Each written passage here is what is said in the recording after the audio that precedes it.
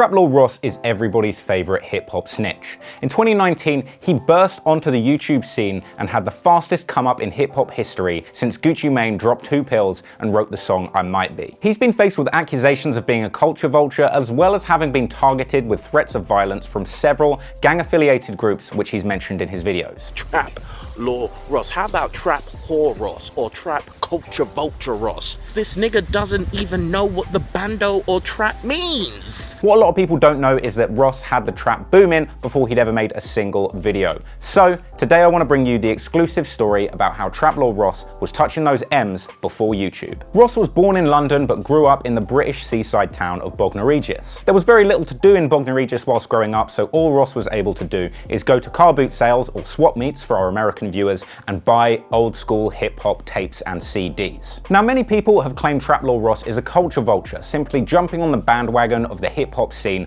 whilst it's the most popular thing in music. I can confirm that is absolutely true. In fact, Ross was a bandwagon jumping culture vulture all the way back in the 5th grade. It was when he was 9 that he first decided to deviously appropriate hip hop culture by starting a rap collective called The Toxic Crew. It was at the Year 5 Halloween school disco that they debuted their first single, Ghosts and Ghouls. Ross 94, deep in the disco ball. Toxic Crew's records, the band ready to fall.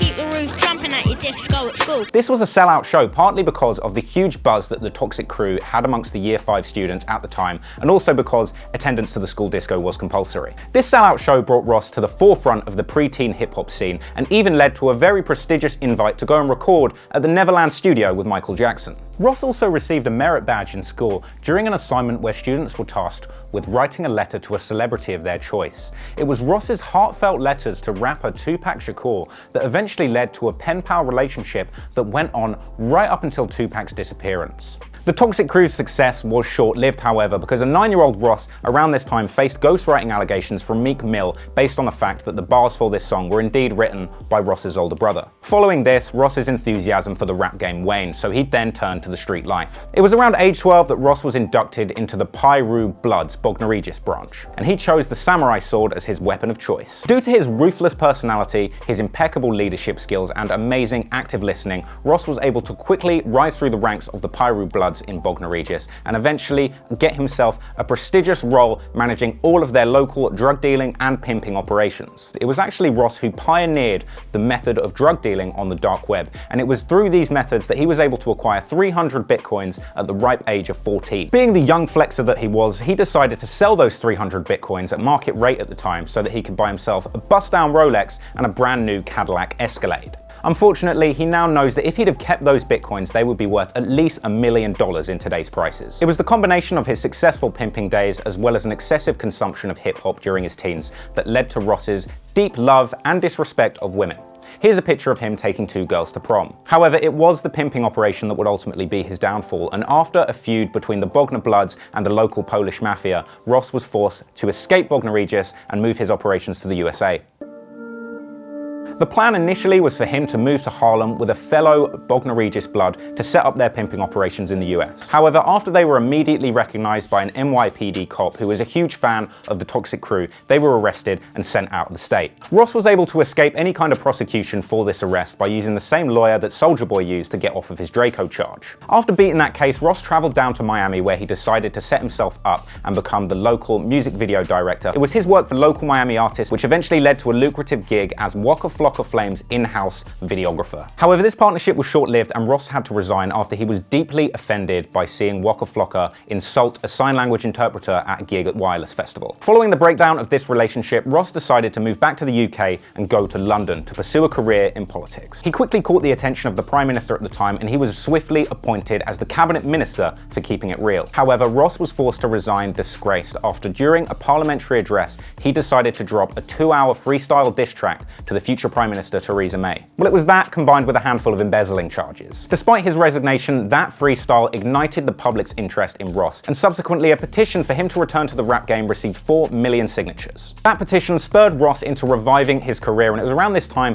that he dropped his #1 UK hit single, Trapped in a Lift. Still stuck in this lift. Still stuck in this lift. I'm trapped in a lift. Feel like R. Kelly, but it's not a closet, it's a lift. Trapped in a Lift wasn't just well received by the UK public, but it also became a favourite amongst the royal family. And it was around this time that Ross was actually invited to Buckingham Palace to have tea and blunts with the Queen. It was during this time at Buckingham Palace that Ross was actually given an MBE. Interestingly, this wasn't a fresh MBE, but it was actually an MBE that was stripped from legendary rapper, godfather of grime, and man that never turns up to anything on time, Wiley. This request was made following an incident where Ross was greatly offended after working as a production assistant on Wiley's music video. Wiley was 8 hours late for the shoot and gravely offended Ross by using his brand new Supreme camo beanie as a weed pouch. Ross's request for Wiley's MBE was duly granted, and Buckingham Palace released a statement on the matter the next day, saying from the desk of Her Majesty Queen Elizabeth, "Wiley, you're a sick MC. I'ma let you finish, but Trap Lord Ross is the greatest hip-hop channel of all time. Trap Lord Ross is for the children. I was gonna give him Jamal Edwards MBE, but you was late to the knighting ceremony. You made mans look like a real dickhead. Mans don't play that shit." Ross's newfound success in the music industry would once again be short-lived. Allegations of him returning to his pimping days surfaced when reports were made that he was keeping 4 women locked up in the damning Lifetime documentary series Surviving Trap Lord Ross.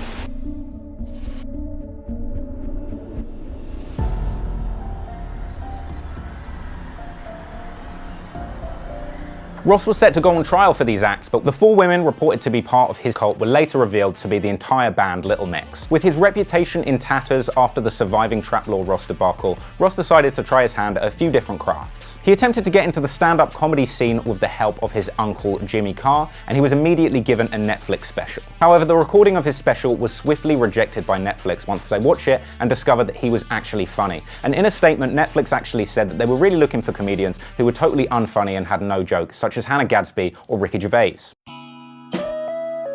Interestingly, Ross was actually the first European promoter to book Action Bronson for a UK show at Camden's Barfly. But the attempts at being a music mogul didn't stop there, and being a South London G, Ross was able to make roads into the UK drill scene. He was actually the first manager to discover up-and-coming drill rapper Young Sh. However, anyone that follows the UK drill scene will know that Young Sh had his career tragically cut short when he was pulled over and found to be in possession of 2 loaded coat hangers. I know what you're thinking, with all of these success stories, ups and downs, it doesn't sound like Ross has ever made any money in his career, and you're absolutely right. So it was in 2017 that he decided to secure that check and make his way into the world of entrepreneurship. During a chance encounter whilst filming a prank video in a local Apple store, Ross and his team got a chance to meet the smuggest looking man in the world, Tim Cook, CEO of Apple. During that chat, Ross actually gave Tim the idea to both acquire Beats headphones from Dr. Dre and start only making products that you need a £35 dongle to use. Tim Cook immediately acted on this advice, and it was these moves that actually made Apple the most cash-rich business in the entire world, as well as the most hated business in the entire world. Tim later called Ross to thank him for his role in this major finesse, and he made him an offer. "Ross, it's Tim from Apple. I just dyed my hair. What would you prefer, an Apple Watch or a bunch of stock?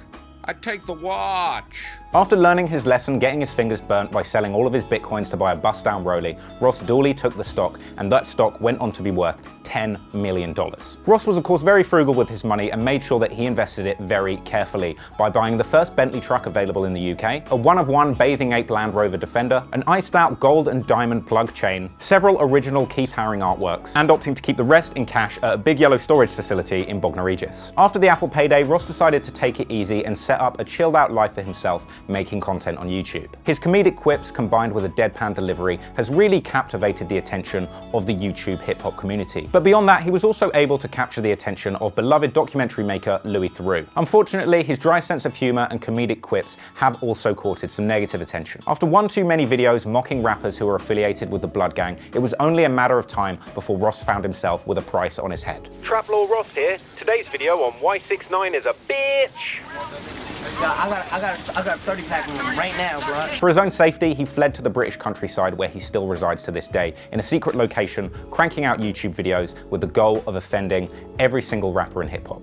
So there you have it. That is how Trap Lord Ross made 10 mil before YouTube. Hope you enjoyed that video, and if you did, make sure that you like and subscribe below. Make sure that you follow my Instagram at Trap Lord Ross, and also don't forget to cop that Trap Lord merch. There's going to be a link in the description. Definitely go there, cop some of that, and support the channel. Until next time, peace out.